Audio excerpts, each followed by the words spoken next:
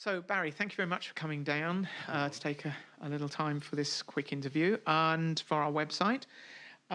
So, I understand you've been in community theatre for quite some time, and you were introduced to the series, I think, via one of the other actors who was on the series. But we always ask this question as a starter for everybody, by the way. It's not like just yourself. But out of all the roles that you've played over the years, which do you think, were the ones which you enjoyed the most? Okay. Well, as you say there, Melanie, I've been doing community theatre for a number of years. My favourite roles, I once had the opportunity of playing Major General Stanley in Gilbert and Sullivan's operetta, The Pirates of Penzance. This is Mr. I am the very model of a modern Major General, an information, vegetable, animal and mineral, and all the rest of it. I could see how that would suit you perfectly. Oh, actually. yes. And I had the side whiskers then too. The very Victorian gentleman. Yes, that's right. That was a lot of fun. Another musical character that I've enjoyed was playing Fester in the Addams Family musical. That was I can't remember if I can do the voice. Did he now. sing as well? He did sing as well, although not as much. He was. Oh, he discovered love, did Fester. You might think that a fat, bald person of no particular sexuality would find love, but I too know love. Fester loves. Do you know? But I have done. The part you should play and you've missed is the in Back to the Future, the scientist fellow. Oh, because you're shoo-in Brown. for that part. Yes, absolutely shoo-in. But I got into, with community theatre, one thing that I've enjoyed is performing with members of my family. My two daughters are both into community theatre, and for quite a few years we used to do some of the children's theatre shows at Brisbane Arts Theatre. And I remember one in particular where we did we did The Snow Queen one Christmas, and I and both of the girls were in that. I had one daughter was playing the prince, and my other daughter was playing various minor roles there. Were you the evil wizard or something? No, I was the narrator. Okay. I was Hans Christian Andersen, the narrator, okay. and also a few other things along the way. Oh. So. Yes. So you've obviously done a few things. So Angel and May would be probably fairly straightforward after all of that. Yes. So were there any particular skills or attributes you could say that you had to transfer from your previous experience into Angel and May? Well, from the theatre, I've done different voices, different accents, so that Major General Stanley. Yes, I'm trying to remember exactly what he would say. I say, have you ever been an orphan, and all that sort of thing that he used to get into. Yeah, perhaps you should put more of that voice into Boy, actually. Perhaps, yes. Yes, well, I think we should. In terms of Boy, I did begin with Major General Stanley, but then bring him even more up to date. He's a much more up to date sort of military chap than is Major General Stanley. Also, some of the being versatile. I mentioned in the Snow Queen play, as well as being the narrator, I had other minor characters along the way that particular role calls for. So I would have to swap back and forth between different roles, and that has stood me in good stead for Angel and May, where I've tended to play multiple characters. Sometimes even in the same scene, although they don't all get recorded at the same time. No, that's an interesting one that's come up in several of the other interviews, actually, in that the way we did the second season was actually easier for people because we did, they got into one character and then did the whole of the season for that one character, and then we went back and they took on another character and played that role. Yes. And I think that's the way we're going to do it in future as well, because I think the swapping, it's hard to keep consistency. It's certainly challenging, yes. And so there are a couple of scenes in the show, in Angel and May so far, where I've had multiple characters in the same scene. There is one scene, I think, where Boy and Maurice talk to one another, although they don't actually carry on a conversation. and there was a scene where Stank, I think, is watching a protest on television. Oh, yes. And I was I was Stank making comments about this while I was also the protester on the television screen as well. So that and it worked fun. okay, didn't it? Because Yeah. I remember listening to those and thinking, is this going to work? But because you're doing accents, quite strong accents, and I think on one case with the Mars protest thing, there was a sort of an effect on the voice as well, so that's Yes. quite good. It hides it. As if going through a megaphone and Yes, yes. yeah, but it's fun when that happens. I mean, you can see how people can do a whole series literally themselves if they're really good at doing all these different voices. Yes. But yeah, we've had some interesting scenes. Like there's one. The one thing that really tickled me this season was we actually had a fight scene between two actors who never actually met, and you couldn't tell. And I thought, yeah, that's actually pretty cool. Now, you've been involved in the Angel and May series from the very early days, actually, and you've been a great supporter of the show, and it's great to have you on board, actually. You're one of what I could think of the mainstays. And I think you were introduced by Robert. But I just wondered what went through your mind when you were actually asked to do Angel and May. Well, with the show, Robert approached me. He'd just been to see another show that I'd been in. I knew Robert from an earlier show that we had both been in, actually an Agatha Christie murder mystery where I was the police detective and he was one of the suspects, which is how I came to know Robert. But he came to see another show that I was in, a production of Shakespeare's Twelfth Night. But at the end of the show, he told me about Angel and May and that he was involved in at that stage. And what did you think? What did you think of the show? Yeah, well, of the Angel and May thing. I mean, what did you think? I thought it sounded interesting. I enjoy science fiction. I read a lot of science fiction and have done for many years, and I have been enjoying listening to podcasts, different podcasts over the years. So I think you're probably the most knowledgeable on sci-fi podcasts that we've got in this whole group. More than me, because I don't have time to listen. I'm too busy doing this thing. Although it is such a huge field. There are so many different shows, and very good shows around. Yes. That it is hard to... We've got a lot of competition, haven't we? Yeah, and I can hardly say that I'm an expert at it by any means, but yes. But yes, Robert told me about the show and suggested I get in touch with Melanie about that, and I came along and tried out, and it's been invaluable, basically. I've been with the show ever since. Yeah, and it's good to have more male voices and actors that can flexible enough to do a variety of voices, you know, because that's another issue. Certain people can only do certain types of characters. So. Yes, that was I think the main thing that Robert was after. At that stage, there were very few males involved in Angel and May. So you play three major reoccurring characters. I don't think any of the other actors actually do that. So you make a pretty large contribution, although the individual acts don't necessarily make the biggest roles, but the combination of all three means you're pretty busy when Angel and May starts. You play Boy, Maurice, and Stank. And you've done a whole load of other small parts. So I'm just wondering, out of all those roles, and they're all very different, very, very different, which one would you say is your favourite? That's a hard question. They're all enjoyable in different ways. None of them are very close in character to me, since I'm not in the military, I'm not a... drag queen / gay performer, fashion model, and I'm certainly not an evil criminal mastermind. But how do I know? Well, not that's that what you say. At any rate, yes, that's right. Yes. I think that they are all enjoyable in different ways. Boy allows me to revisit Major General Stanley, although in a more competent fashion than he ever was.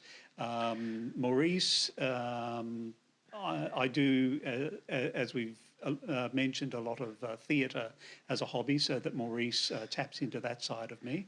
And also Maurice is gay, and while I'm not gay, my daughters are gay, and I know other gay people, so that's something that hopefully I'm not doing a disservice to. And Stank as the bad guy. The bad guy is always a lot of fun, and it's always fun to put the pretend cigar in my mouth and talk about those terrible people over in New London, and by golly, I'm going to have to get those people someday. I love Stank too. We've got to have more Stank, actually. He's too good an opportunity to miss.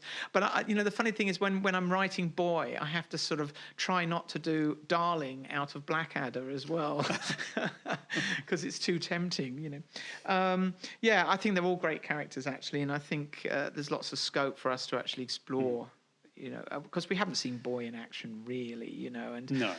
Maurice, well, he just seems to be at the inn most of the time, so that we need to get him. Although he did get out with Slim, didn't he? And went In uptown, the episode where they visited the solicitors. Yes, and proved to be surprisingly competent in many ways. Actually, I think it surprised Slim, so I could see those guys ending up doing some stuff together. Well, so it could be... yes, yeah, different age group, of course.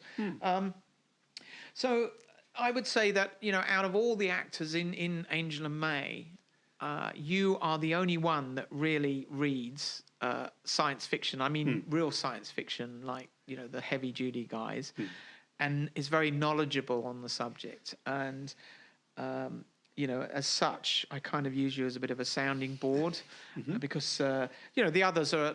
They're into sci-fi, but they're not a major reader of the genre. And so I'm just wondering if you could sort of tell us a little bit about who you like to read within science fiction. Well, as you say, Melanie, I've been reading science fiction for a very long time. In my younger days, I think the first author that I really read everything that I could get my hands on was Arthur C. Clarke, who wrote 2001, A Space Odyssey, and The City and the Stars was another big favourite of mine. Yes, actually, I remember Clarke is sort of behind some of my favourite book memories. I remember one time when I was early teens and my family went to Brisbane, and I discovered, I think, 5 different books by Clarke that I had never read. And I remember looking at them and thinking, which one am I going to buy? And then I realised I've got enough money to buy all of them. Wow. Yes, I mean, and that was a marvellous experience. Or years later, when I found a copy of 2001 in the Kingaroy newsagent, and pedalled furiously home to get my money so that I could come back and buy that book. That was so much fun. Robert Heinlein is another author whom I enjoyed in my earlier days, and also H.G. Wells, The War of the Worlds, of course, and also some of his more perhaps lesser well-known things like The Invisible Man or The First Men in the Moon is a big favourite of mine, because it builds a very, although Wells's science isn't particularly correct, he nevertheless creates in that book a world that is, it is very well imagined, even though it is not correct. And it's the sort of world that you can picture in your mind. And the 2 characters in that book, Bedford and Caver, are both stereotypical but very relatable. And I've enjoyed that book for that reason. Did you? Of course, it's very similar to my reading, though I didn't get into H.G. Wells. But I was very much into Larry Niven in the 1970s and the Ring World and the Known Space series, and I loved all of those books. Yes. Larry Niven. Yeah. I didn't think of Larry Niven earlier, but he was another early favourite. The Mote in God's Eye. That's great. Love that book. That amazing First Contact novel. Yes. Nowadays, of course, I still read science fiction. Peter F. Hamilton is one of my favourites, I guess, of the current authors whose books that I read as soon as they come out.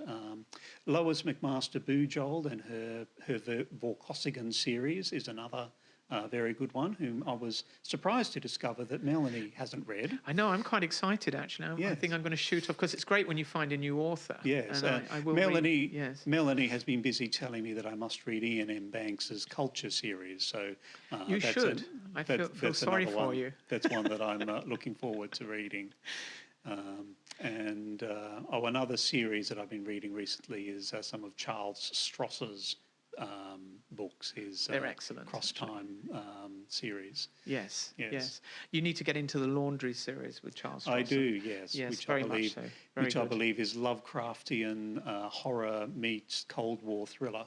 Kind of, yes. It's actually more to Lovecraftian horror meets government bureaucracy, actually. Yes. But so it's it's got some great characters in there, though. So yeah, highly recommend that. Well, that's great. Actually, when we get together, we tend not to talk about Agent of May, but we talk about who we're reading and sci-fi and sort of reminiscing about great sci-fi books of the old. I mean, did you read any Robert Silverberg and all that sort of stuff? And only very little. I never got into him so much. Although I do remember one of his books called Across a Billion Years, which was about archaeologists who were researching a long-vanished civilization. Yeah, I think I've definitely read that one. But the trouble is when you've read so much, they start to blend into each other, don't you? You can't quite remember which one is which. And there's certain themes that run through sci-fi that you repeat. So, you obviously mentioned that you play Maurice, and I'm just wondering what particular challenges do you face when playing that character? Yes, Maurice is an interesting character and a fun character. He's a stereotypical gay man putting on his drag shows at the Retrograde Inn. He has a flair for fashion, which isn't something that I'm really into, but he has a flair for drama and performance, which is something that I can sympathise with. He's also, although he appears to be perhaps a bit scatterbrained at times, he's definitely no fool. And when he needs to, he can. He has the mental resources to be able to get out there and we see that things. when he's working with Slim as well. He sort of Slim thinks he's going to be a drag, and it turns out he actually has some of the best ideas. So yeah, that was quite interesting. So Barry, we really don't know much about the background of Maurice at all. He's quite a big character in the series, but I've always wondered why would someone that is very fashion conscious, would come to a sort of grubby bar in the back end of the solar system. It just doesn't seem to make sense. And so I'm wondering if you could just perhaps allude to some of the backstory on that character. Okay. Yes. Well, Maurice was educated in Paris. He studied fashion there, and his ambitions were to become famous in the fashion world, but that was something that never really quite happened. He moved to New London because his boyfriend went to New London, and Maurice followed him there. And they lived in New London for a time, but Maurice ended up as running the drag show at the Retrograde Inn after he and his boyfriend broke up because he needed a job in New London, and Gander spotted his talents and offered him the job to manage the drag show. You also play a number of the other kind of cool characters, actually, but they're tier twos. They all have flaws, of course, and they're usually the bad guys. Not always. I just wondered if you could perhaps just run through some of the other people that you've been involved in this series of ours. Yes, there have been a few. I think the first character that I recorded was Solokov, the Russian gang boss who sends his men out to take out these two pesky private detectives. Rub them out, boys, and don't fuck up. Yes, I remember that. I think that was in the first or second episode that he turns up for his one and only time. Yes. And then soon after, I played Byers, who was the mortuary technician who gets bribed to fudge the paperwork so that Angel and May's recently deceased corpses can be taken off for experimentation. As you do. As you do, yes, when you're an underpaid mortuary technician. And another character that I've had is a character of Fakuri, who was who is working a stall in the market in one of the episodes, and I think shares a cup of tea with. I think it's Doily. With yes, Doily, I think so. right. That's right. Yeah. Yes, He's a nice and chap.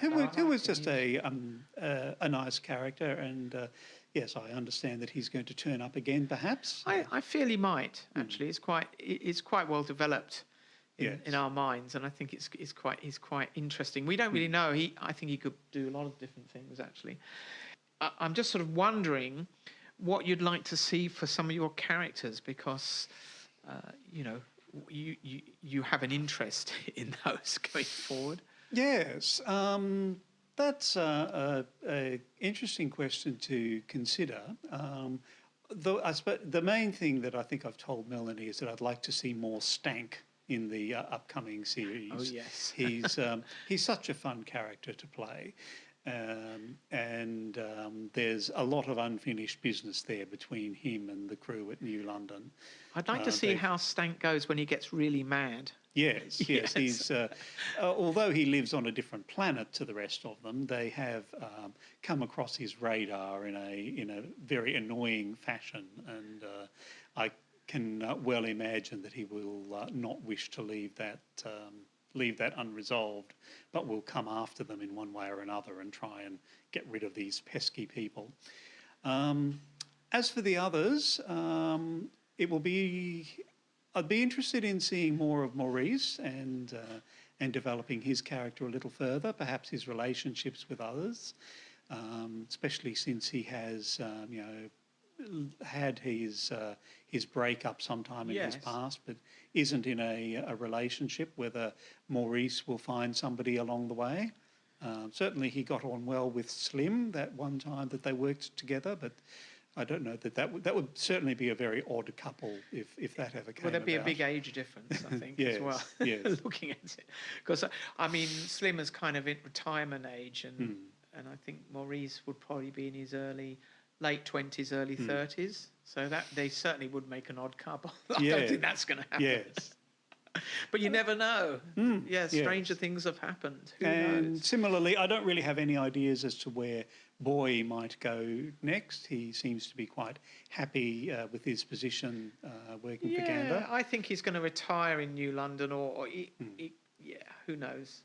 Yeah, Boy is a bit of a unknown country, isn't he? Really? Yeah, a lot more development to be done there. Look, Barry, thanks very much. I think we'll call it a day. Thank you very much for your contributions to Angel and May. Appreciate it. I don't think we could do it without you. And hopefully we'll hear more of all of your favourite characters I know we will. We'll definitely hear more of them in season 3. Thank you. Looking forward to it. Thank you.